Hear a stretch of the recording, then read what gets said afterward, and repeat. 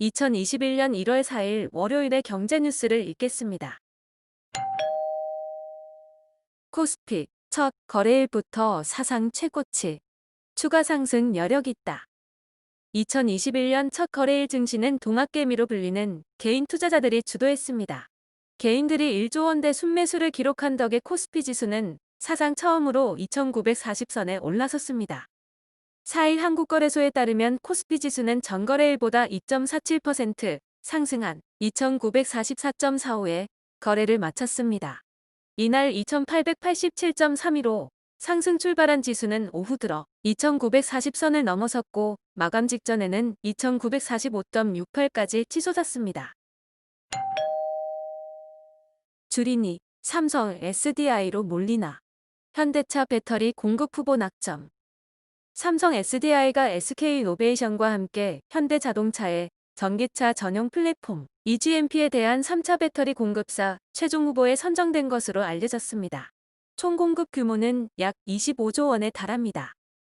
계약이 성사되면 삼성그룹과 현대차그룹이 미래 EV 사업에서 협력하는 첫 사례입니다.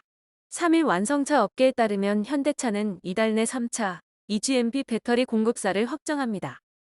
삼성과 현대차그룹은 배터리에 이어 반도체를 비롯한 차량용, 전자장비 부품 분야로 협력 범위를 확대할 수도 있습니다. 실제로 삼성전자와 현대차그룹은 차세대 자율주행차에 장착할 반도체 개발 협업을 논의 중인 것으로 전해졌습니다. 코로나 공해 전 현대 기아차 판매 IMF 후 최대폭 감소. 현대차그룹은 현대 기아차 합산으로 지난해 국내와 해외에서 전년 대비 11.8% 줄어든 635만 851대를 판매했다고 4일 공시했습니다. 양사 합산 연간 판매는 전년 대비 10% 이상 줄었습니다. 이는 IMF 외환위기 당시인 1998년 이후 최대 감소폭입니다. 지난해 판매량은 연초부터 어려웠습니다. 와이어링 하네스 등 중국 생산 비중이 높은 노동 집약적 부품 수입이 또 끊겼기 때문입니다. 현대울산과 기아광명 등 주요 공장들이 가동 차질을 빚었습니다. 공장 가동은 순차적으로 재개됐지만 또다시 해외 딜러망 마비가 발목을 잡았습니다. 어려움 속에서 현대차그룹이 위기를 극복할 수 있었던 건 내수시장 덕분입니다. 양사 모두 내수 총력전을 펼친 가운데 주력 차종들이 선전하며 내수 판매가 굳건히 버텨줬습니다. 폭스콘, 중국 전기차 업체 바이튼에 2천억 원 투자 논의. 애플 아이폰의 위탁 생산 업체로 유명한 대만 폭스콘이 중국의 전기차 스타트업 바이튼에 약 2억 달러, 한화 약 2,176억 원을 투자하는 방안을 논의 중이라고 블룸버그 통신이 정통한 소식통을 인용해 14일 보도했습니다. 이 소식통은 이르면 이날 중 공식 발표될 수도 있다며 바이튼은 이번 투자 유치로 2022년 1분기에 엠바이트 모델의 양산을 계획하고 있다고 전했습니다. 이번 거래가 성사되면 수년 전 콘셉트카를 공개한 뒤 고전해온 바이튼의 구명줄이 될 것이라고 블룸버그는 평가했습니다. 정용진 회장이 좋아한 테슬라. 이마트 신세계, 충전소 뺀다. 전국 이마트 신세계 백화점에 운영 중인 테슬라 전용 충전 인프라 데스티네이션이 전량 철수됩니다. 그동안 계약에 따라 테슬라 충전소는 충전용 전기요금과 주차면, 임대료 일체를 내지 않고 수십 개 충전기를 운영해왔습니다. 그러나 재계약 협상에서 이 같은 조건이 연장되지 않으면서 시설 철수가 확정됐습니다.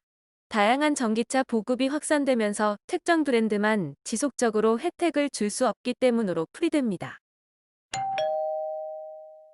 EGMP 최초 적용 현대차 아이오닉 5 2월 출시설 모락모락. 현대차 아이오닉 5가 오는 2월 중 예상보다 앞당겨 출시될 것으로 알려졌습니다.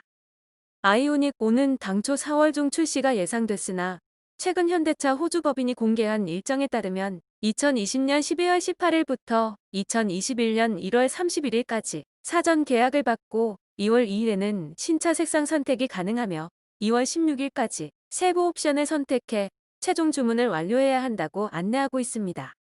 현대차 오스트리아 법인에서는 얼마 전 150대 한정으로 사전 계약 페이지를 오픈하기도 했습니다.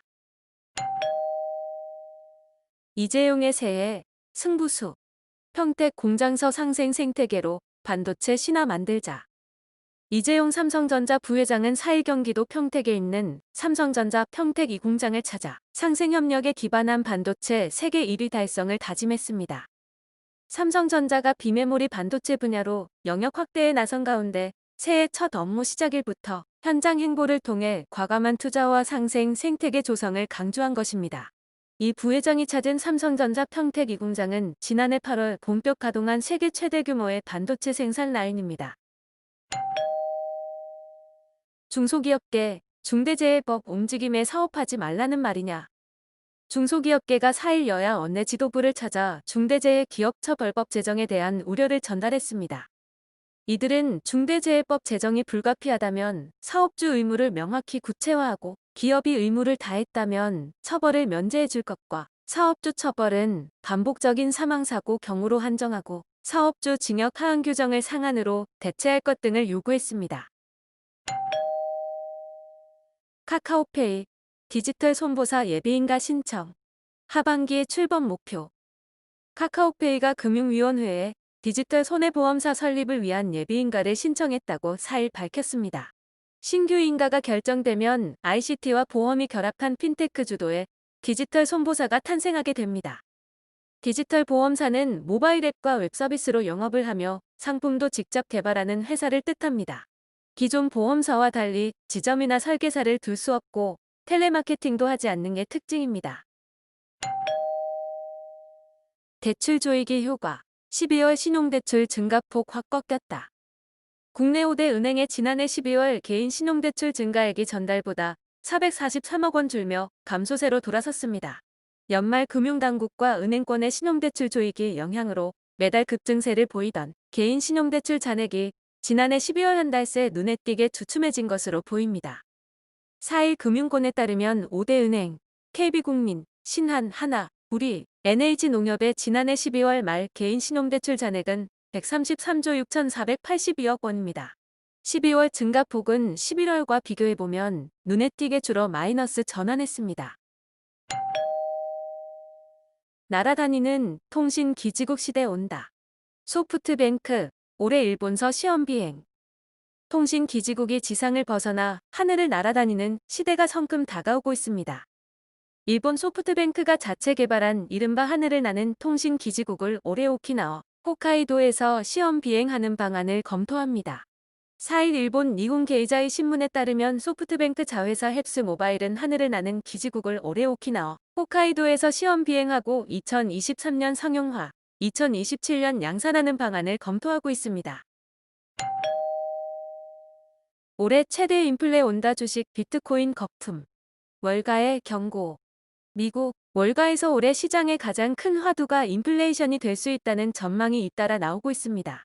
일각에선 지난해 코로나19발 경기 침체를 해소하기 위한 막대한 유동성 공급으로 올해 30년 만에 최고 물가 상승률을 기록할 것이란 관측도 제기됩니다. 인플레이션 우려가 커지면서 가상화폐 비트코인이 비연금성 대체 자산으로 급부상해 3만 달러를 돌파하는 등 고공행진하고 있습니다. 올해 한국 FTA 이벤트는 FTA 무역 비중 70% 육박. 이달 1일 한국-영국 자유무역협정 FTA가 발효되면서 우리나라 무역관계에서 FTA 비중은 70%에 육박한 것으로 나타났습니다. 이제 우리나라 수출입 산업이 FTA 도움 없이는 사실상 불가능해졌다는 의미입니다. 올해 역내 포괄적 경제동반자 협정 RCEP까지 발효될 경우엔 우리나라와 FTA 발효국 간 무역이 전체에서 차지하는 비중은 80%까지 확대될 전망입니다. 4일 산업통상자원부와 한국무역협회에 따르면 이달 한국-영국 FTA 발효로 우리나라는 총 56개국과 17건의 FTA를 체결, 발효했습니다. 한국의 10대 수출국 중 홍콩과 대만, 멕시코를 제외한 모든 국가와 FTA 관계인 셈입니다. 신기술의 굶주린 반도체 패키징 강자. 적자 때도 2천억 투자.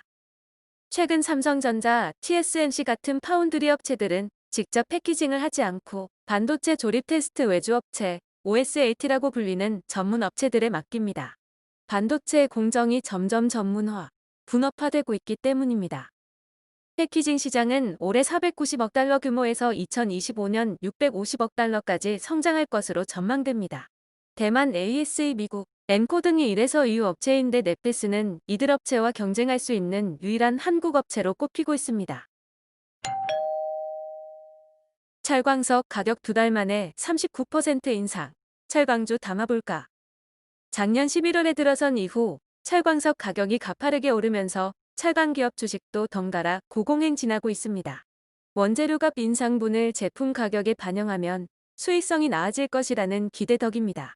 다만 조선 업계에서는 제품 가격 인상에 저항하는 움직임이 나타나고 있습니다. 철광석 가격 상승의 배경이 중국 정부의 경기 부양에 덜이 철강 수요가 증가할 것이란 기대입니다. 이에 더해 코로나19 확산 여파로 철광석 생산국인 브라질과 호주 등으로부터의 공급도 줄었습니다.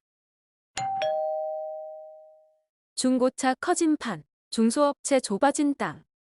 지난해 중고차 시장은 사상 최대 판매 실적을 기록한 것으로 파악됩니다. 이처럼 중고차 시장이 확대되며 자본과 기술력을 앞세운 대형 사업자들의 참여가 이어지고 있습니다. 현대차그룹의 중고차 시장 진출 선언에 이어 신한금융그룹이 차량 공유 서비스 업체인 소카에서 나온 중고차를 자체 플랫폼을 통해 판매하는 사업을 시작한다고 밝혔습니다. 네이버는 직영 중고차 업체인 케이카와 손잡고 중고차 시장에 발을 들었고 유통업체인 쿠팡도 중고차 사업을 위한 밑작업에 돌입했습니다. 오늘의 경제신문 읽기 끝. 댓글과 좋아요 부탁드려요.